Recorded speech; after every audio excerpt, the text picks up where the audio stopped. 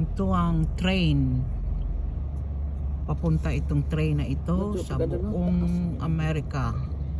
Dala-dala nila ang mga cargo. Yan, mahaba itong train na ito.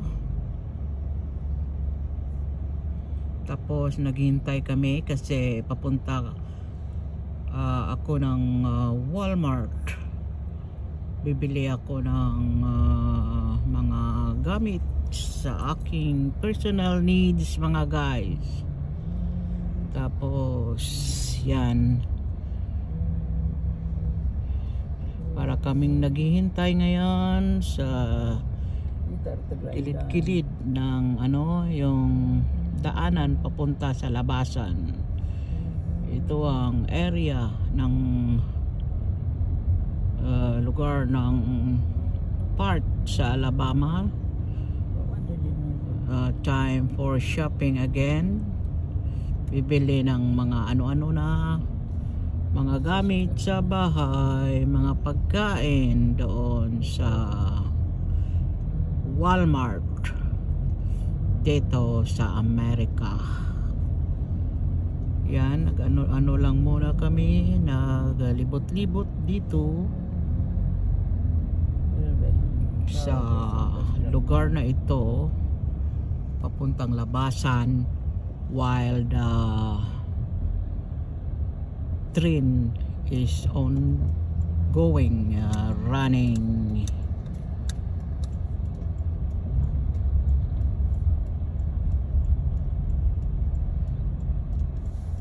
Yan, mahaba pa, nandoon pa ang train na mahaba, dala-dala ng cargo.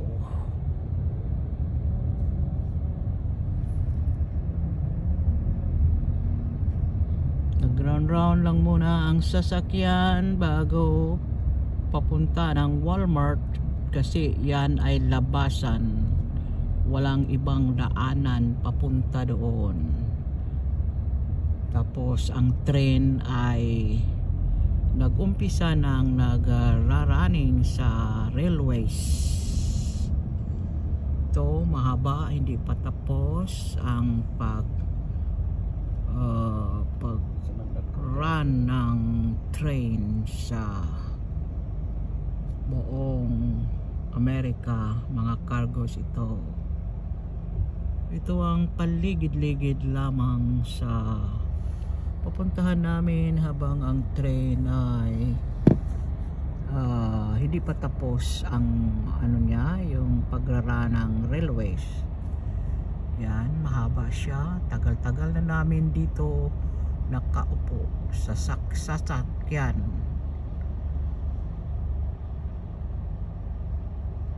Train waiting for going to Walmart. Yan, tapos na pala siya.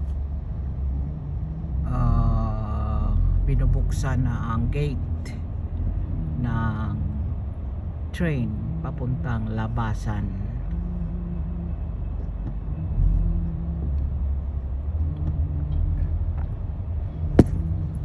Yan ang railways ng train papuntang Amerika sa buong lugar. Nadadala ang cargos nila, mga guys. Yan. Sweet Home, Alabama. Ito ang lugar na ito. Marami ditong mga tindahan. Mayroong Dollar General.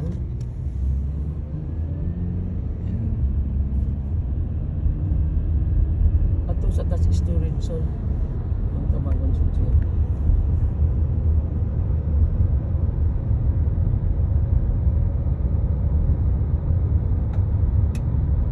Maganda ngayon ang weather sa Alabama. Spring pa rin, hindi pa rin siya summer. Hindi na masyado siyang cold. Katamtaman lang ang init ngayon sa lugar na ito, mga guys.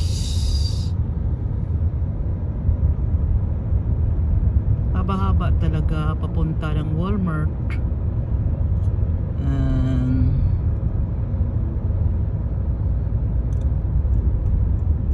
Ibang nagsasakay ng sasakyan.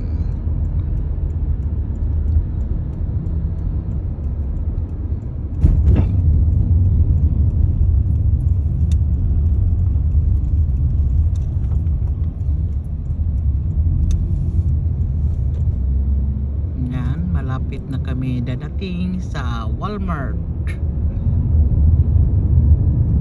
sa Amerika. Ang Walmart ay pinakamalaking yung pinakamalaking grocery store dito.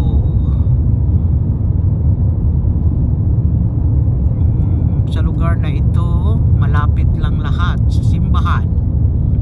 Sa lahat ng mga gusto nating papuntahan, mga pharmacy, doctor's appointment, lapit-lapit lang talaga dito sa lugar na ito. Maganda ang sitwasyon ngayon, hindi traffic ngayon, talagang tahimik sa lugar na ito. Spring is still there in Alabama ngayon.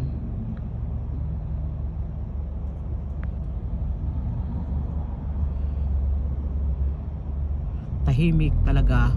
Makita natin na wala talagang tao-tao na nakalakad sa daanan dito sa Amerika. Hindi kagaya sa ating Pilipinas, halo-halo lahat. Mayroong sasakyan, mayroong mga tao naglalakad, ang dami-dami talaga. Pero dito ang nag-ano lang yung mga sasakyan lang, walang tao-taong naglalakad. Lahat dito sa Amerika ay may sariling sasakyan, hindi talaga makalakad. Ang car dito ay hindi luxury, but talaga necessity. Dapat talaga ang mga tao dito ay mayroong car na sasakyan para mode of transportation, mga guys. Ito ang buhay Amerika. Thank you for watching my channel. Please subscribe, guys. Thank you. See you again next time.